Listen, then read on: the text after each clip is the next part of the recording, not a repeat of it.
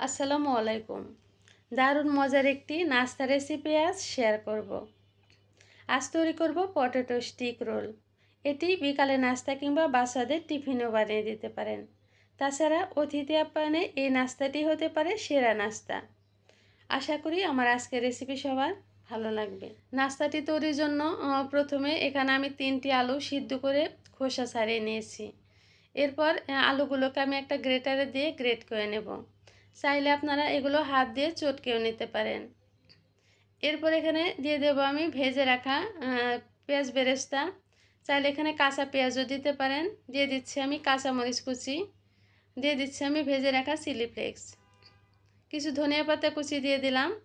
এরপর স্বাদ মতো লবণ দিয়ে দেব। এবার সব কিছু একসাথে ভালো করে মিশিয়ে নেব। ভালো করে মিশিয়ে নেওয়া হয়ে গেছে। এবার একটা ব্যাটার তৈরি করে নেব। এখানে আমি 4 টেবিল চামচ পরিমাণ ময়দা নিয়ে নিলাম। কিছুটা পরিমাণ দিয়ে দিলাম লাল মরিচের গুঁড়া, স্বাদ মতো লবণ দিয়ে দিলাম। এখানে দিয়ে দিলাম আমি পানি।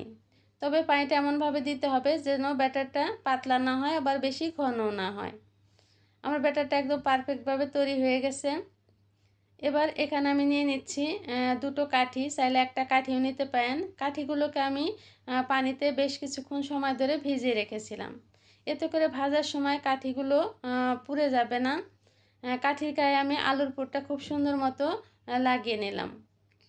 সবগুলো আমি এভাবে তৈরি করে নেব।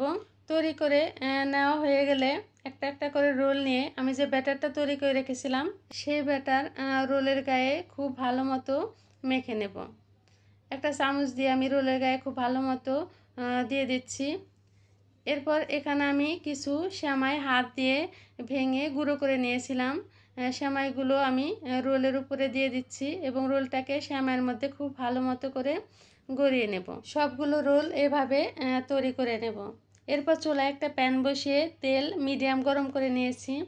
এরপর এক এক করে রোলগুলো দিয়ে দিচ্ছি। তবে বেশি গাদাগাদি করে দেওয়া যাবে না, তাহলে নাড়াচাড়া করার সময় ভেঙে যাবে। এক পিঠ কিছুটা যখন হয়ে আসবে তখন উল্টিয়ে দিতে হবে। যখন সুন্দর একটা কালার চলে আসবে তখন চুলা থেকে নামিয়ে নেব। আমার রোলগুলো তৈরি হয়ে গেছে, এবার চুলা থেকে আমি নামিয়ে নিচ্ছি। তৈরি হয়ে গেল আমার মজার পটেটো স্টিক রোল। সহজ রেসিপিতে মজার এই নাস্তাটি তৈরি করে দেখানোর চেষ্টা করেছি। বাসায় এভাবে আপনারা একবার বানিয়ে দেখতে পারেন। আশা করি অনেক বেশি ভালো লাগবে। ভালো লাগলে একটি লাইক অবশ্যই দিবেন। ফ্রেন্ডস অ্যান্ড ফ্যামিলির সাথে আমার এই ভিডিওটি শেয়ার করতে পারেন। সবাই ভালো থাকবেন। আল্লাহ হাফেজ।